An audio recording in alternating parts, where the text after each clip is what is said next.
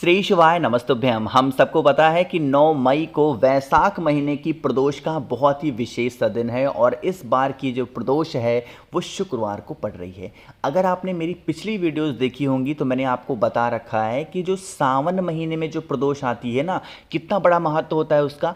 वही महत्व वैशाख महीने की जो प्रदोष होती है उसका भी होता है। तो आप इस उपाय को अपनी कितनी भी पुरानी, कितनी भी बड़ी मनोकामना को पूरी करने के लिए कर सकते हैं। बस एक छोटा सा काम करना है, पेड़ पर ओम बना करके चुपचाप चले आना है, जिससे आपकी विशेष पूरी जरूर हो जाए, है ना।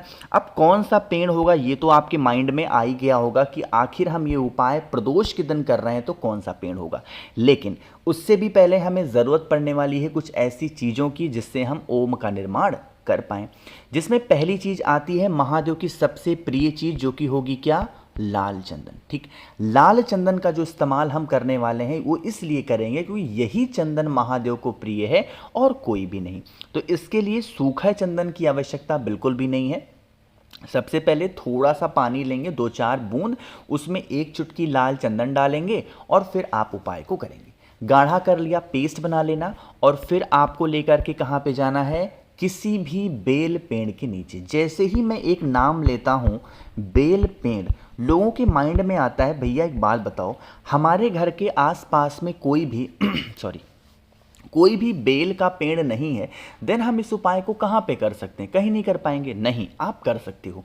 अगर आप महादेव के भक्त हो और महादेव की पूजा करते हो तो आपके घर के अंदर बेल का पेड़ होना चाहिए। मैं ये नहीं कह रहा हूँ कि बहुत बड़ा सा पेड़ हो, बट चाहे वो छोटा सा ही हो, गमले में ही आपने लगाया है, बट लगाना ज़रूर चाहिए। ठीक है ना। क्या करना है, आपको इस प्रकार से बेल पेड़ के पास में आना है, चाहे छोटा हो या बड़ा हो, और बेल पेड़ की ही जड़ में इस प्रकार से एक ओम का निर्माण करना। जैसे मैंने कर दिया ना, आप भी ऐसे ओम का निर्माण करना। अपनी उंगलियों को धुलना नहीं है। जिस उंगली से ओम का निर्माण किया है आपने, आपके अभी कटोरी में थोड़ा सा लाल चंदन और बचा होगा। अरे बचा है ना, बचे हुए लाल चंदन को लेकर के कहाँ पे जाओगे, महादेव के शिवलिंग के पास में। चाहे आप इस उपाय को अपने घर पे कर सकते हो या फिर आप चाहो तो इस उपाय को मंदिर में कर सकते हो, कहीं पे भी करो। जो लाल चंदन आपके पास में है, सबसे पहले उस लाल चंदन को लेकर, एक मिनट गलती हो गई, सबसे पहला काम करना है आपको महादेव के शिवलिंग के पास पहुंच करके 1 लोटा जल चढ़ाना है, श्री शिवाय नमस्तुभ्यम का जप करके। सबसे पहला काम, ठीक। दूसरा काम, जो आपके पास में लाल चंदन है उस लाल चंदन से एक ओम का निर्माण करेंगे। जैसे मैंने जल चढ़ाने के बाद में ओम का निर्माण करोगे महादेव के शिवलिंग के ऊपर। अब यहाँ पर ओम का निर्माण करते समय कुंदकेश्वर महादेव का ध्यान करेंगे। साथ ही साथ आपको अपनी विशेष, अपनी मनोकामनाओं को महादेव से कह देनी है। ठीक, ओम का निर्माण करने के बाद में फिर आपको 1 लोटा जल चढ़ाना है। देखो, ओम का निर्माण करने से पहले भी 1 लोटा जल और ओम का निर्माण करने के बाद भी 1 लोटा जल आपको चढ़ाना, ठीक है ना। जब ओम का निर्माण करने के बाद में जल चढ़ाओगे तो क्या होगा, यही जल बहता बहता जलाधारी से नीचे गिरेगा। इस जल को किसी कटोरी में रोक लेना और इसे लेके आप अपने घर पे जाना। पूरे घर में इस जल का छिड़काव मात्र कर देने से हमारी कितनी भी पुरानी मनोकामना हो, हमारी कितनी भी पुरानी विशेष हो, वो इच्छा हमारी पूरी ज़रूर हो जाती है और हमें बार बार इधर उधर भटकने की भी आवश्यकता नहीं पड़ती। ठीक है ना। तो पहला भाई उपाय आपको समझ में आ गया होगा। सॉरी, आगे बढ़ते हैं इस वीडियो के लिए हम लोग अपने दूसरे उपाय की तरफ। ये जो दूसरा उपाय हम करने वाले हैं, आपके घर परिवार की कितनी भी बड़ी बीमारी हो, कितनी भी पुरानी बीमारी हो, आप इस उपाय को कर सकते हो। ठीक है ना। अब देखो, कुछ लोग ये कहते हैं भैया प्लीज़ बीमारी को स्पेसिफाई कर दिया करो कि ये उपाय हम कौन सी बीमारी के लिए कर सकते हैं। देखो, अगर मैंने ये बोल दिया कि छोटी बीमारी के लिए भी कर सकते हो या बड़ी बीमारी के लिए भी कर सकते हो, तो इसमें कुछ घबराना नहीं है। आप शुगर के लिए कर लो, आप बीपी के लिए कर लो, आप लीवर के लिए कर लो, किडनी के लिए कर लो, दर्द के लिए कर लो, पेट के लिए कर लो, किसी भी चीज़ के लिए कर सकते हो, है ना। दो चीज़ें की ज़रूरत हमें पड़ने वाली है। सबसे पहले हमें ज़रूरत पड़ने वाली है चावल के एक दाने की, जो कहीं भी खंडित ना हो, क्रैक ना हो, टूटी ना हो, पहली चीज़। दूसरी चीज़ की हमें ज़रूरत पड़ने वाली है इस प्रकार से शहद की। जो शहद का इस्तेमाल हम करेंगे वो बहुत ज़्यादा नहीं, बट हाँ 1 चम्मच के आसपास तो शहद लेना ही लेना है।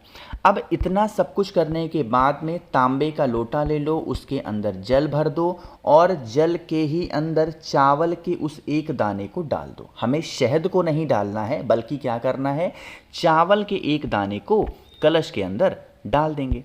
डालने के बाद में पहुंच जाना है सीधा महादेव के शिवलिंग के पास में। आपको पता होगा, अगर आप गुरुजी की कथा ध्यान से सुनते होगे तो गुरुजी ने अपनी कथाओं में बहुत बार बता रखा है कि महादेव का पूरा परिवार शिवलिंग के ऊपर ही विराजमान है, बताया है। तो आपको शिवलिंग के ऊपर जो 5 स्थान होते हैं, कौन कौन से, भगवान गणेश का स्थान, भगवान कार्तिकेय, माता अशोक सुंदरी, माता का हस्तकमल और भोले शंकर की शिवलिंग के ऊपर, इन स्थानों पे आपको शहद की एक एक बिंदी आपको लगानी है, ठीक है।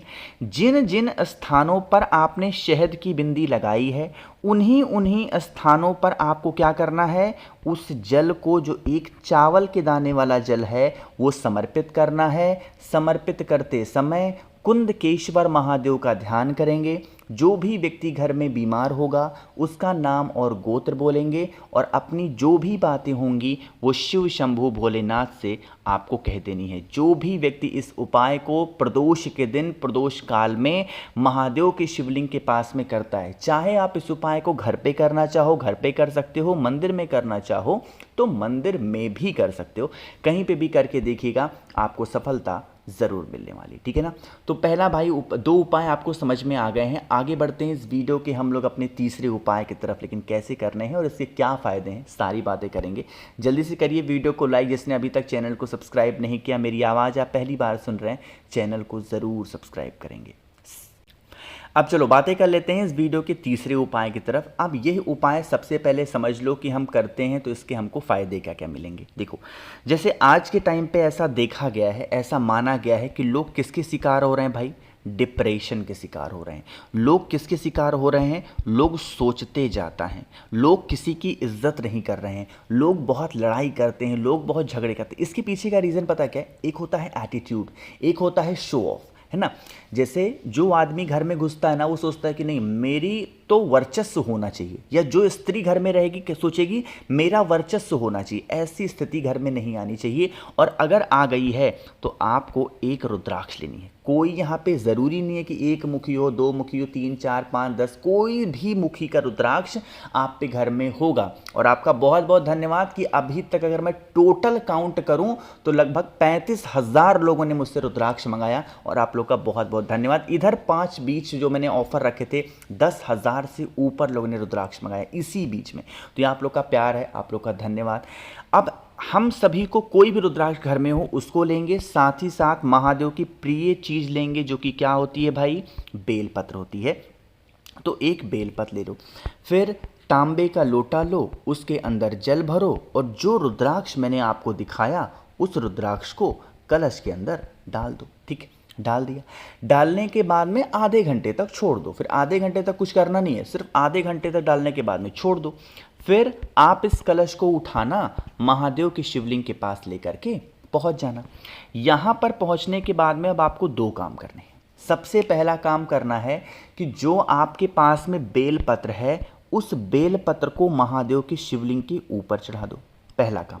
दूसरा काम, आपके पास में जो रुद्राक्ष का जल है, उस जल को इसी बेलपत्र के ऊपर जब समर्पित करोगे तो महादेव का एक नाम है रुद्राक्ष के लिए। वो कौन सा नाम है बताओ जल्दी से, सोमेश्वर महादेव। क्या नाम है, सोमेश्वर महादेव के नाम से आप सभी को रुद्राक्ष जल चढ़ाना है। यही जल बहता हुआ जलाधारी से नीचे गिरेगा। जल को रोक करके इस जल को उस व्यक्ति को लेके जाना, और आचमनी मात्र करा देने से आपके घर परिवार में किसी प्रकार से कोई संकट तकलीफें नहीं आती हैं, ठीक। आगे बढ़ते हैं इस वीडियो के सबसे आखिरी उपाय की, जो कि हमारा चौथा उपाय है, और यह उपाय हम लोग करने वाले हैं अपने घर में धन संपदा को लाने के लिए। मतलब परेशान हो, अपने घर में पैसे ही नहीं टिक रहे हैं, बहुत ज़्यादा चिंतित हो, तो आप इस उपाय को ज़रूर करेंगे। इस उपाय के लिए हमें 2 से 3 चीज़ें चाहिए। सबसे पहले तो आपको ज़रूरत पड़ने वाली है दही की। अगर दही नहीं मिलता दूध ले लो, दूध नहीं मिलता शक्कर ले लो, शक्कर नहीं मिलता घी ले लो, घी भी नहीं मिलता तो आप गंगा जल ले लो, कुछ भी ले लो लेकिन लेना ज़रूर, ठीक।